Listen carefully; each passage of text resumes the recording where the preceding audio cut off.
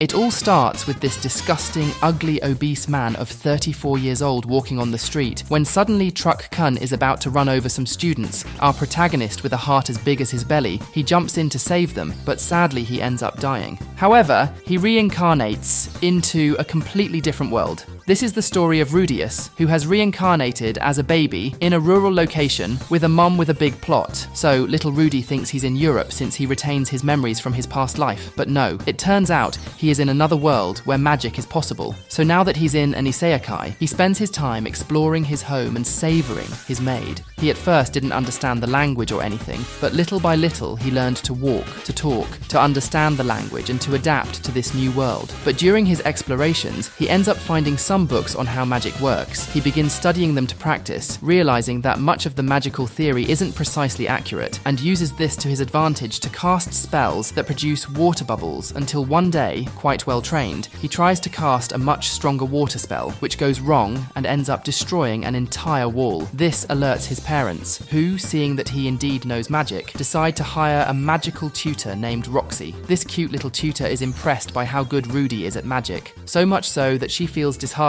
upon seeing that he is a genius, as he doesn't even need to recite the incantations to perform spells. Thus, Roxy teaches our protagonist Rudy for several years until he masters intermediate magic without any issues, and most importantly, spends a lot of time with his tutor, who keeps him infatuated and behind her panties 24/7. However, his beloved teacher feels insecure, seeing that a child has such great talent that she cannot match. But how could she not worry about being caught by Rudy's parents, especially when hearing them making love while she was going wild with her fingers? What a crazy girl. Throughout these months, we learn many things about Rudy when he was a fat loser, as he was a fat, traumatized guy who never left his house for fear of being harassed, as used to happen daily at his school. In short, he had anxiety. Until one day, after his parents died, and seeing him rubbing one out at the funeral, his family kicked him out of the house. So indeed, Rudy feels very attracted to Roxy, despite being a child, because he still has the dirty mind of an adult virgin man. Besides magic, Rudy also practices fencing with his father, although he doesn't yet have the physique to wield the sword as his father does, showing us that in this world, birthdays are not celebrated every year, but every 5 years. When the time comes for Rudy to celebrate his, everyone gifts him something. His father a sword, his mother a book, and Roxy a magic wand, signaling that he will finally have his graduation exam. Rudy is afraid of going outside due to the trauma he experienced, but Roxy manages to calm him down and make him go with her, with the protagonist realizing that there is actually nothing to fear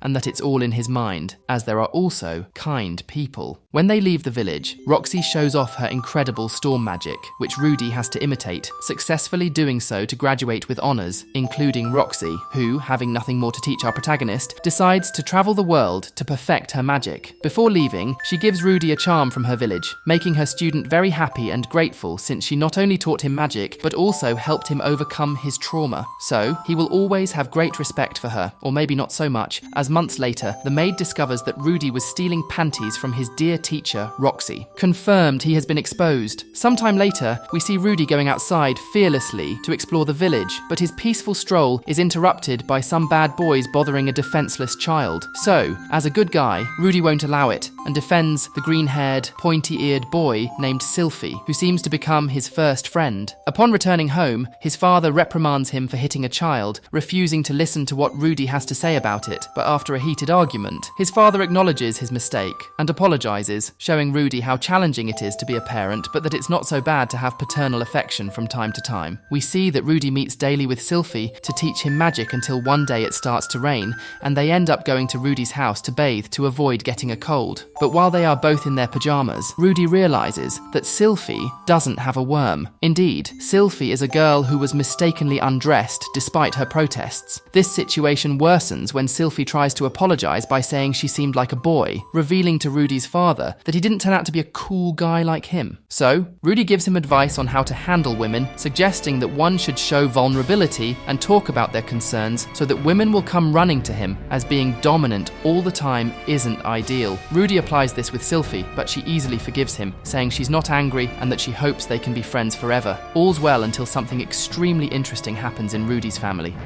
his mother is pregnant again, so he will have a little sister soon. This sounds like happy news, but it's not entirely since the maid is also pregnant, and there's only one man in the house, Paul, Rudy's father. So, a huge drama ensues because his mother wants to kick the maid out, but she's in a predicament because if she fires her now, she will die when the baby is born since she wants to go to her hometown, which is a month's journey away, and she would have to do it in the middle of winter. Faced with this, Rudy decides to help his maid, Lilia, by making up a story that his father Paul forced her to have an intimate moment and that she had no choice. This convinces his mother that Lilia is part of the family and that it would be good for him to have 2 siblings at home. In the end, everything works out and Lilia stays to raise her baby with them. Thanks to this, we discover that Paul is a womanizer who had many flings during his youth. Rudy then becomes interested in school since it seems that from the age of 7, one can attend, and even though only people with money go, Rudy is interested. But Sylphie becomes sad, thinking that her only friend would abandon her and be left alone, making her think for a moment that staying and living her days with the one she wants to marry in the future wouldn't be so bad. Then he receives a letter from Roxy, and upon reading it, she decides she doesn't want to disappoint her by neglecting her magic. So, she wants to go to a magical university and presents this decision to her father Paul, wanting to take Sylphie with him so she won't be left alone. But Paul tells him no, since money doesn't grow on trees, and he couldn't afford to pay for anyone else's schooling. So, days later, Paul challenges Rudy to a duel, easily defeating him and sending him off to be taken by a strong Nekomimi named Ghislaine, an old friend of Paul's, who agrees to help him by taking him. Upon awakening, Rudy finds himself with her, and a letter from his dear father saying he loves him, but not to touch his furry girl, as he used to hit that when he was young, a statement that Ghislaine did not deny upon hearing it. Wow, Paul is such a Chad. We then see that Ghislaine is the swordsmanship tutor for a young lady whom our protagonist will work for, in a mansion belonging to his father's cousin, where he will have to teach magic, reading, and arithmetic to a young girl named Eris. However, when trying to talk to her, instead of being a tsundere, she turns out to be extremely violent, hitting the protagonist in a fit of rage, showing that being her tutor will be a difficult task. So, Rudy proposes a plan to his uncle Philip, which involves faking a kidnapping. That night, Rudy and Jerry find themselves captured, with all of this being part of the supposed plan, or maybe not, as seeing how a bro beats up the rude Eris makes him realise that it's all real, damn it. After beating up Eris, they are placed in a room where Rudy makes her promise not to scream so they can escape and return to the city. Or at least, that's what they thought, because upon arriving, it is discovered that the whole part of the plan was orchestrated by a mansion employee who harboured resentment against Eris. Our protagonist is invited to join the club of the wronged due to his incredible magical talent, but he finds it more important to put it with his cousin than the money. So, he casts a spell simulating fireworks to distract them and manage to escape until Ghislaine sees the signal and arrives to defeat all the bad guys with ease. Upon returning to the mansion, the red-haired girl tells our protagonist that he can now address her as Eris and that he has earned his job as a tutor. Although, seeing those men killed by Ghislaine's sword makes him wonder what would happen if he died again. Rudy then meets Eris's grandfather, the head of the mansion, a rather tough man who wants to officially ask him to become Eris's tutor. However, our protagonist thinks it would be much better if she asked for lessons herself. So, Eris does it in a very peculiar way, as it seems the lord of the house has a fetish for beast girls. Thus, Eris learned to make a seductive cat gesture, showing us that the lessons are very difficult since Eris does not want to learn anything other than magic, hitting her teacher Rudy to avoid it until one day, Rudius finds her asleep and takes advantage of the opportunity to see her plot, but she discovers him and sends him to sleep, showing us that a dirty Rudy wanted to apply the Alabamian method. Later, we see that Rudius must find a way to persuade Eris to study mathematics and learn to read and write. So he convinces Ghislaine to tell her a story from when she was an adventurer, as she lost a lot of her money for not knowing how to count and had to eat monster poop to survive. This seems to motivate Eris, although only for a while, as she becomes frustrated and stressed, making Rudy realise that what she needs is a day off to rest. So they go to the market to see how the economy of that world works, where he comes across an aphrodisiac that he would like to have, though it wouldn't be much use to a child of his age. Then, Eris wants to reward Rudy for for all his hard work as a tutor, but it's impossible since she wants to use her grandfather's money instead of her own. So she suggests asking her father for an allowance. Upon arriving home, Rudy finds himself in an awkward situation when Eris decides to surprise him with a gift, the same aphrodisiac as before, as a reward for his efforts. Although Eris has no idea what she gave him, so she asks what it's for, and when Rudy dodges the very uncomfortable question until they end up breaking it. Later, everything seems to be going well, except in fencing, as Rudy doesn't have talent in it like Eris. During the night, Rudy makes little figures with magic to pass the time, but a lady interrupts him, calling at his door. She is Eris's dance and etiquette teacher who wants to ask for some time off from her classes to teach her a bit more since her 10th birthday is approaching,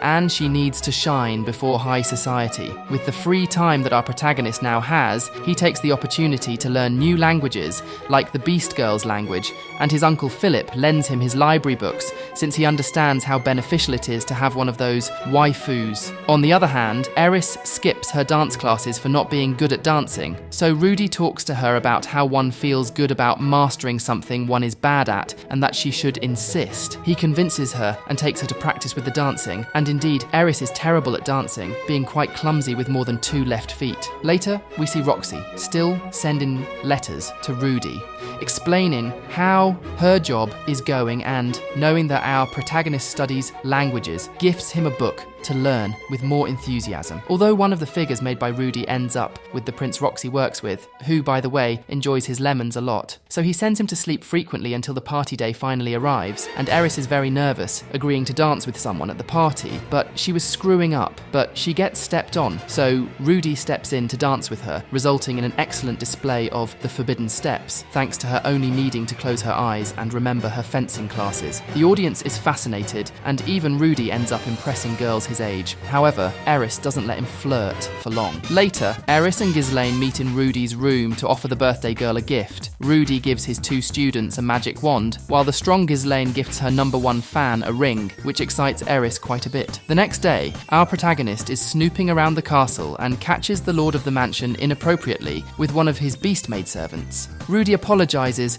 for the interruption and then notices something in the sky, a kind of sphere that they hope won't be anything bad. Later, we see that Rudy is about to turn 10 and Eris is organizing a surprise party for him. However, it seems they can't throw him a big celebration due to some complicated family political situation. On the day of the party, since it's a surprise and nothing is ready yet, Ghislaine tries to distract Rudy by letting him touch her rear to improve the shape of one of his figures, and those muscles are strong as a rock. Finally, during the birthday party, everyone at the mansion shows great appreciation for him, including Eris's mother, who usually gave him cold looks, but turns out to care for him deeply. So much so that she wants to betroth him to her dear Eris, who, by the way, also receives a great gift. Afterward, his uncle explains the family situation to him and offers Eris's hand in marriage, hoping he will take charge of the family, but our protagonist refuses. However, when he returns to his room, he finds Eris in her pajamas, wanting to spend the night with him. Rudy doesn't miss the opportunity and thinks his time has come to stop being a virgin, but Eris stops him and tells him to wait until they're 15. In that world, people are considered adults at that age, so Rudy happily agrees as he finally has a set date for the big day. Meanwhile, something strange is happening in the world as a mysterious magical cloud is drawing the attention of many individuals. When Rudy finally performs his final magic demonstration with his new staff, an assassin appears, accusing Rudy of being the cause of the gigantic magic cloud. Ghislaine defends Rudy, but before the battle can continue, the sphere in the sky goes boom and obliterates everything in its path. Our protagonist then appears in his previous body, completely naked, in a white void, thinking that everything is over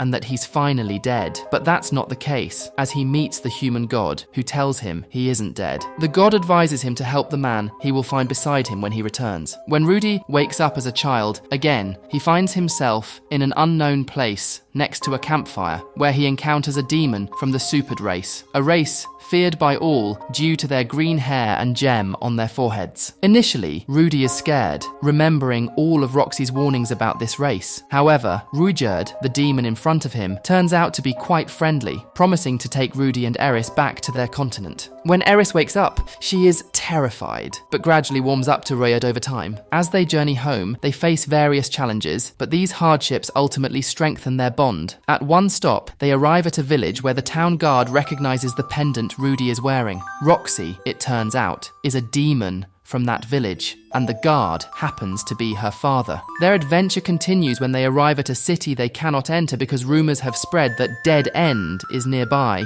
a nickname given to their group. To gain entry, Rudy comes up with a plan. They dye Rudyard's hair so he doesn't look like a super demon. They head to an adventurers guild to take on some jobs, earn money, and return to civilization. They also aim to spread the Dead End name in a more positive light, which they adopt as the name for their adventuring team. One night, while Rudy is sleeping, he has another encounter with the human god. This time, the god advises him to take on a mission to find a lost cat, as it will help resolve all their problems. The next day, with Rudyard's help and his third eye, they track the missing cat to a cave where they discover many kidnapped pets. They are ambushed by a group of demons and captured. Before they can negotiate, Rudy is attacked, and Rudyard ends up killing one of them. Rudy is not happy about the killing and reprimands Rudyard. These demons usually kidnap pets to return them for a reward later. Rudy then proposes an alliance with them to exchange jobs in the future. Rudyard initially disagrees, but eventually accepts, as Rudy assures him this could help them earn the money they need to survive. On the other hand, Rudy's father, Paul, has put up a search notice as his family, along with many other people, were teleported due to the impact of that mysterious light. And meanwhile, Rudius, Eris, and Rudyard embark on a high-ranking adventure that could earn them a lot of money, but things get complicated when they encounter two other groups of adventurers assigned to the same task. One of these groups consists of very young demons, and Rudyard decides to follow them to ensure nothing bad happens to them. When the moment of truth arrives, some creatures surround the young group of adventurers, but Rudeus believes it's not the right time to intervene yet. This hesitation results in the death of one of the boys, and they can only save the rest. Rudyard gets mad at Rudy because, due to his hesitation, they couldn't save them all in time. But one of the adventurers intervenes, telling them that they were prepared to die from the start and that it was their own fault for taking on such a difficult task. We are then shown that the other group, who had gone ahead, was massacred by a giant cobra, and even though Dead End didn't have much trouble dealing with the snake, they still couldn't save the group.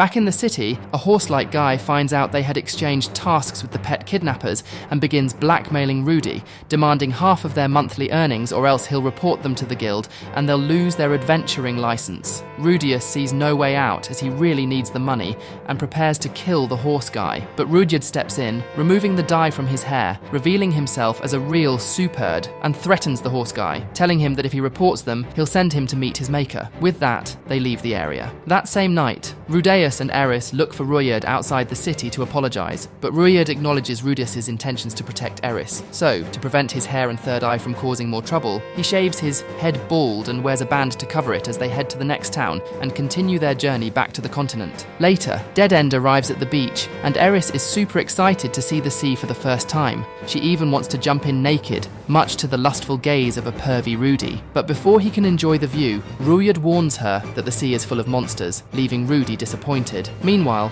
Roxy arrives in the same town, while Rudy is preoccupied with securing a ship. The shipmaster recognizes him as Dead End, giving them all nicknames. Rudyard as the guard dog, Eris as the rabid dog, and to Rudy's annoyance, he is called the Kennel Master. Though the nickname bothers him a bit, at least they didn't call him the Girl Repeller 3000. Rudy, deep in thought, fails to notice the real problem. The ship tickets are too expensive, so the group holds a meeting to adjust their budget, but it's not enough because they're being overcharged for bringing a superd with them, and abandoning Rudyard isn't an option. Then, Rudy has another encounter with God, who congratulates him on making it this far, despite the bad advice, and proceeds to give him more advice, telling him to keep screwing things up. The next day, Rudyard and Eris train intensely, being watched by a terrified Roxy, who is shocked by their strength. This distraction leads to Rudyard being disarmed by Eris, which makes her very happy. Meanwhile, Rudy follows God's advice, passing through an alley where he overhears someone getting some love, but he soon encounters a homeless girl begging for food. Rudy finds her pathetic, but ends up helping her. She devours everything and quickly announces that she is Kishirika Kishirisu, the great empress of demons. However, to Rudy, she just seems like a crazy street girl. Remembering his traumas, he plays along, which pleases the girl. She uses her eye to peer inside him, calling him impudent. In the end, she offers him a reward. Rudy asks for money, but she doesn't have any, as that's why she's a vagrant. Then, he asks for her body, to which she initially agrees, but then remembers she has a boyfriend and backs out. Instead, she offers him one of her eyes, which Rudy accepts. So, the girl inserts the eye, like it was a Sharingan, giving him a demon eye with the ability to predict movements. Though it makes Rudy feel dizzy at first, he tests it out by saving a man from being hit by a falling jar. Returning to his inn, he goes to sleep to get used to the eye. The next day, Rudy easily defeats Eris in a spa, making her feel weak, but Ruijerd quickly humbles him, leaving Rudy swollen with pride. That night, Rudy remembers his main objective of getting Eris home. To fund their journey, he plans to sell his magic staff, but Ruijerd catches him and asks where he's going. Rudy lies, saying he's going to visit the ladies of the night, but Ruijerd says that no weapons are allowed with them. Finally, Rudy admits he's going to sell his staff to pay for their passage, which makes Ruijerd angry, as it shows he didn't trust him. Just then, the man Rudy had helped earlier arrives to offer them assistance, and with his help, they manage to secure transport. Meanwhile, Roxy, Rudy's flat-chested teacher, and Elena Lees, an elf obsessed with men, continue searching for Rudy's family. Elena Lees, however, prefers to look for milk suppliers instead. The group splits up to gather information, except for Eleanor Lees, who found a man to entertain her. Roxy learns more about Dead End, who many fear, while Eleanor Lees hears about a muscular demon in their group she'd like to interrogate, preferably in bed. Ultimately, it's a dwarf who provides real information about Dead End, revealing that they're actually good people. Roxy returns to the village and stumbles upon Eris and Ruijerd sparring, as we saw earlier. Frightened, she heads back home, only to find an indecent scene, a 4-for-1 in sausages. A shocked Roxy sends them all away. Meanwhile, Rudy's acquaintance smuggles Ruijerd onto a boat, and Rudy finally will do it with Eris. Gotcha! Just kidding. The harsh reality is that Eris gets seasick, spending the entire trip throwing up. Still, her attributes drive Rudy to the bathroom to relieve his own urges. Upon reaching their destination, a sickly Eris stays behind while Rudy meets up with his hairless friend. They team up with some smugglers to free the captive beast girls, which they do easily. But there's also a giant white dog that Rudy decides to save. As soon as he frees it, the dog showers Rudy with affection until 2 beast warriors show up, knock Rudy out, and plan to summon Ruijerd, thinking they're the bad guys. Fortunately, Rudy ends up in a cozy prison in the Doldia village, complete with an organic bath, a comfy bed, and a perfect barrier that prevents anyone from entering or leaving. Despite the insults and cold water splashes from a sexy beast woman guard, Rudy enjoys his punishment. Days go by and Rudy, stripped naked, meets his new cellmate, until they bring Rudy a new companion, whom Rudy is waiting for to pull a soap drop on him. This guy, named Guys, is a sneaky half-monkey thief who quickly earns his place with a good relaxing method on the blonde kid because he's excellent at giving massages. Even though Rudy wants to escape and asks for the bandit's help, the bandit refuses, and during the struggle things heat up. But then, the forest catches fire, so they take advantage of the chaos to escape. When Rudy sees the town being massacred, he feels bad and decides to help, using water magic to put out the fire, which leaves him exhausted. Guys helps out until more villains arrive, but luckily, they're defeated by the beast guy from before, who came in dishing out canine punches. The guy who helped Rudy then reveals himself as a Northern Saint trafficker who has a small connection with the Beast Warriors, but they're easily injured when trying to confront him. The Northern Saint walks past Rudy, warning him not to do anything stupid, until the sacred beast dog shows up to help, and this is how the protagonist teams up with the dog for the final fight. But the trafficker is incredibly fast, managing to wound the protagonist. Fortunately, with the help of Guys and the giant dog, the protagonist charges up a power-up that knocks the trafficker out, and Rudy finishes him off, though he's very tired. When he wakes up, he finds Eris, who congratulates him for taking down the bad guy, and they receive an apology from the village. They learn what their friends went through to reach him, which excites Eris, as she wants to tell her beloved grandfather everything. However, what she doesn't know is that, at that very moment, her grandfather is being judged by his former subjects, declared guilty, and sentenced to be beheaded. Rudy's group decides to stay in the Beast Village for the rainy season, so Rudius takes advantage of the break to watch Eris and 2 beast girls bathe together. Unfortunately for him, one of the girls is the daughter of the beast warrior who had sent him flying before, so So Rudy decides to apologize instead. Everything was going well, with Eris playing with Tona, the warrior's daughter, until he noticed the ring given to her by Ghislaine. This angers the warrior since the ring belongs to his disgraced sister. Because she is considered a traitor, he takes his daughter and leaves. This greatly angers Eris, who goes to confront him, shouting about all the admirable qualities of her beloved teacher. Rudy backs her up, but he understands that they both have different perspectives of Ghislaine. Tona, however, is interested in her aunt and asks Eris to teach her swordsmanship. Eris agrees, as long as the warrior doesn't find out, but he already knows and shows up to train with Rudy while watching the girls practice from a distance. He asks about Ghislaine, and Rudy explains that she is now a sword master, can do math, read, and even use magic, shutting the warrior up with the message that people can change.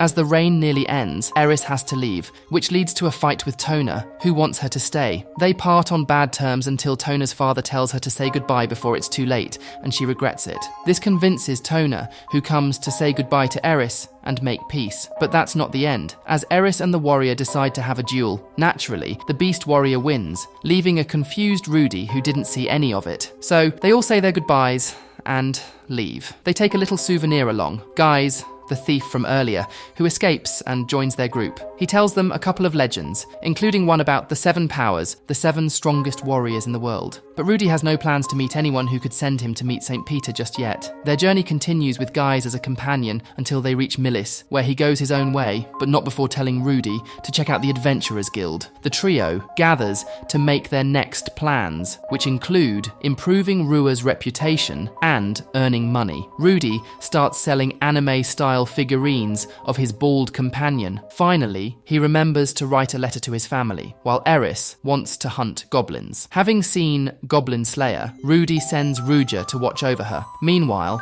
as Rudy writes his letter, he witnesses a kidnapping. At first, he wants to ignore it, but he can't. So he follows them to their hideout. Once there, he decides to investigate, finding something very familiar, panties. But being a perv gets him caught. So, with panties over his face, he goes in and takes out all the guys, including a well-endowed girl whose assets bounce around. Then, a very strong drunk guy shows up, knocks him down and cuts the panties, revealing Rudy's identity. The drunk turns out to be his father, Paul, but he looks all worn out. After things calm down, they sit down to talk. An excited Rudy recounts all the adventures he's been through, but Paul gets angry, seeing that Rudy knows nothing about what's happened to the family. Paul accuses Rudy of wasting time on adventures with pretty girls instead of searching for his family. Rudy doesn't hold back either, accusing Paul of cheating on his mother with busty women, which leads to Paul hitting Rudy. Rudy responds by unleashing his anger and sending Paul flying to the ceiling. He climbs on top of him and starts punching him in the face, desperately blaming him for not understanding how much he had to go through to get there, that he did everything he could to survive alone. This happens in front of Paul, who is reminded of the looks of his previous life's aggressors. Then, Rudy's little sister, Norn, steps in to protect her beloved father. When Rudy tries to explain that he's her older brother, she rejects him, calling him a bad boy. Faced with this, and the judgmental stares of everyone around, Rudy decides to leave. But not before Paul tells him that the family was teleported, and he doesn't know where their mother and sisters are. This puts the protagonist into shock, and back in his room, he tries to think clearly, but ends up vomiting. His friends find him in that state, and though Rua can't do much, he sends Eris to comfort him. Though Eris is terrible at that sort of thing, she gives him a hug, which brings a smile to the depressed Rudy. We then see Paul's first days after the teleportation. He arrived with only Norn in his arms and had a relentless and exhausting journey searching for the rest of the family, showing us how he went from being a noble adventurer to a desperate alcoholic searching for his family. Then, Guys shows up, apparently Paul's former adventuring partner, and they chat. But Paul remains angry with Rudy. Guys tells him to calm down since Rudy is still just an 11-year-old boy, but Paul insists that as a genius, Rudy should have done better. Guys shuts him up by pointing out that Paul hasn't even been to the demon continent and lists the dangerous enemies that could have killed his son. Despite all that, Rudy tried not to worry his father by telling his adventure with a smile. Guys tells Paul to sober up and reflect on the fact that he wished his son had returned blind and injured. This causes Paul to imagine a terrifying image of his son in agony, which makes him reconsider his anger. Paul eventually seeks out Rudy, but Eris aggressively drives him away. Rua calms her down and allows Paul to reunite with his son, leaving us with an awkward, silent moment where the protagonist doesn't even look him in the face. Rudy tells him that he is determined to bring Eris back to her family and then begins searching for his own. Despite Paul's doubts that Eris's family might still be alive, seeing that the conversation is going nowhere, Rudy decides to leave. However, the bartender, without context, tells him to at least look at the face of that poor man, who seems very remorseful, reminding Rudy of a friend from his past who wanted to help him leave home, but whom Rudy decided to chase away, and that friend never returned. This time, to avoid repeating his mistake, Rudy decides to act as if nothing happened. So, Rudy asks Paul to get in position for a strong, welcome hug, and both of them start crying, especially Paul, who admits to being very frustrated by not finding his family. At the inn, the two continue chatting until Eris arrives, having scratched Regal so badly that he left her with a black eye. Still upset, Eris calms down a bit, and Rudy tells her that her home no longer exists, and that he knows nothing about the whereabouts of her family and teacher. She was already prepared for the worst. They decide to leave the village as quickly as possible. Meanwhile, Roxy talks with an old friend, the horse, who initially asks if she has visited her parents. She says no, and the horse lectures her, saying that they must love her very much, despite everything, just as he loves his children. She responds that she does not want advice from someone like him, but it leaves her in a reflective mood. She decides to go look for her family, but as soon as she enters her village, she remembers why she did not want to return. While helping a child on the way, she realizes that Roxy cannot communicate with him telepathically, unlike everyone of her race. Her family greets her very warmly, but she acts colder than a crush's text messages, rejecting her parents' invitation to stay, as she considers coming back was not a good idea. Her mother stops her and asks that she at least visit them once every 20 years, to which a ruthless Roxy responds that she prefers to avoid the hassle, leaving her mother in tears and reminiscing about how she was rejected in her village for not being able to use telepathy. Despite her parents truly loving and supporting her, Roxy left the village without telling anyone, thinking it would make her parents happy, but it only left them sad and disappointed. Realizing the situation, Roxy cries and apologizes, ending with a heartfelt hug to her dear parents after so long. She stays the night with them, but must leave to search for her dear apprentice. They mention that she passed by years ago with a red-haired girl and a demon, but hearing she was with that demon makes her faint from fear. After recovering, she prepares to leave, showing us that her mother wants her to visit them with her boyfriend next time, a statement picked up a bit late by Rudy's father-in-law, who opposes the relationship. When Roxy arrives home, she finds her lewd companion doing ungodly acts again, so she sends her to the lobby. Meanwhile, Rudy returns to the dream world with his companion, Slenderman, who this time will help him find his mother and sister through riddles. Rudy first decides to send a letter, but he is pursued by guards who are actually after a little girl in a maid outfit, who turns out to be his sister, Ashia, whom Rudy saves. To follow the god's orders, he gives her a false name, which is effective because she thinks her brother is a perverted fan of panties since she saw the treasure box her mother Lilith kept. This situation complicates Rudy as he decides to rescue his favourite maid before she intuits anything. He spends the night waiting for news from his teacher, which arrived the next day. Rudy is taken to the castle to meet her, but it is a trap set by Prince Pax, who uses him as bait to lure Roxy back and do unspeakable things to her. We then see how the protagonist's family received the light impact that transported everyone to different locations, but Lilith managed to take Asher. They arrived in Sharon, looking for Roxy, but were only captured by Prince Pax. Meanwhile, Rudy enjoys his anti-magic cell from which he cannot escape, until he is visited by Sonova, the third prince of Sharone, who arrives with a clear mission: to meet the kid who makes amazing anime figurines like Raija and Roxy, considering them works of art since you can even take off their clothes. Rudy gets upset upon learning that this guy removed a mole from his teacher's figurine, explaining the importance of that detail, which causes a frantic Sonova to apologize for ruining such a masterpiece. He then asks to be his disciple. Meanwhile, Eris, Asher, and Ruija are summoned by two guards who seem to want to attack the castle, but actually want to rescue their families, who are hostages, and only obey the deranged Prince Pax for that reason. Eris, upon hearing this, does not hesitate to help them, but she stays behind to take care of Rudy's little half-sister, while Rua will take care of the others. falls. On the other hand, Sanova tries to free his beloved master, but fails as he does not know how to use magic. Rudy proposes that if Sanova helps him out, he will accept him as a disciple. The kid mysteriously leaves, causing all the city guards to mobilize to stop Kay Asher, a boy with special abilities, a lover of figurines, and head separating. This guy goes for Pax to force him to remove the spell trapping Rudy. The guards want to intervene, but Eris tells them it is no longer necessary, since their families are being freed. Pax, seeing himself alone and almost headless, agrees to release Rudy, but not without taking a bit of a beating from Sanova. Thus, everything ends with Roya freeing the families to reunite with their loved ones, while Rudy, having done little while trapped, at least gains a new strong companion, maybe too strong, because he almost knocks Rudy out with excitement. The farewell between Rudy and Lilith happens, where she returns his precious panties and Roxy's necklace, giving him a warm hug that makes Rudy nostalgic. Finally, Asher arrives to offer him certain types of services when she grows up, but he only gives her a keepsake before leaving. Seeing him go, she confesses that she always knew he was her perverted brother, surprising Rudy, who is separated from Sanova, who was expelled from the kingdom. The trio continues their journey to a snowy area where they march calmly, drink a bit, see some creatures, and train. During their training, the confrontation makes Ruiga sweat a little, and he tells Eris that from now on, she will be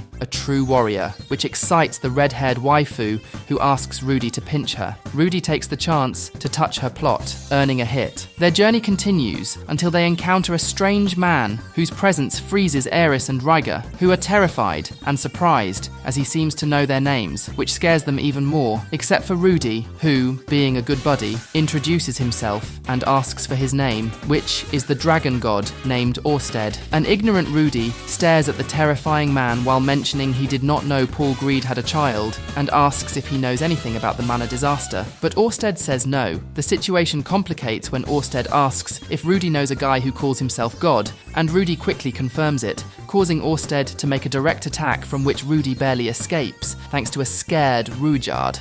Orsted labels Rudy as an apostle of the human god. Orsted, seeing Rudy as weak, takes out Ruijard in just a few moves, leaving him unconscious. Rudy, facing Orsted, uses a fire spell to repel him while using another air spell to inflate his lungs, trying to distance himself and use his power-up, a huge magic ball. But Orsted pulls out a tool that barely stops the attack. Rudy is severely injured and can do almost nothing, so Orsted finishes him off. Eris, seeing this, desperately shouts for someone to save her beloved Rudy, but no one else is there. Rudy, fainting, tries to heal himself while watching the god Orsted and his assistant leave. The god then reappears and apologizes, saying that Orsted is out of his jurisdiction and could not warn him as this is one of his 3 dragon curses, another making him feared and hated by all people. He also warns that the curse on his companion is about to disappear, which pleases him as he feels the things he did were not in vain. Although he could not complete everything he wanted to do before dying again, he says goodbye to the god, revealing it was bait and is actually still alive. Thus, Rudy wakes up in Iris's lap, who tells him that the masked woman, after saying something to Orsted, went back to save him. Rudy now needs some female affection to recover from the shock, hugging Iris, who threatens to hit him but eventually lets it go and starts crying, as Rudy almost went to heaven. The good Rudy has a terrifying dream that wakes him abruptly, and he confesses to Ruijard that he sees that so-called human god, and that the curse on him is almost over, causing Ruijard to get excited, as it seems Pelon Ars made his curse weaker. Rudy lets him have a good cry before continuing their journey to the former Greirat home, where Rudy starts recalling everything he lived with his family and friends during that time. In the end, he sees that his house is completely destroyed. Ruijard, having completed his mission, tells Rudy that he no longer needs protection, but feels indebted to him for showing there are other paths to change. Rudy says that he did nothing, but his bald friend reminds him of everything they went through together, and that, thanks to him, he was able to take the first step. He then tells Eris that one day she will surpass him and asks for permission to treat them as kids one last time, gently patting their heads, making Eris cry inconsolably.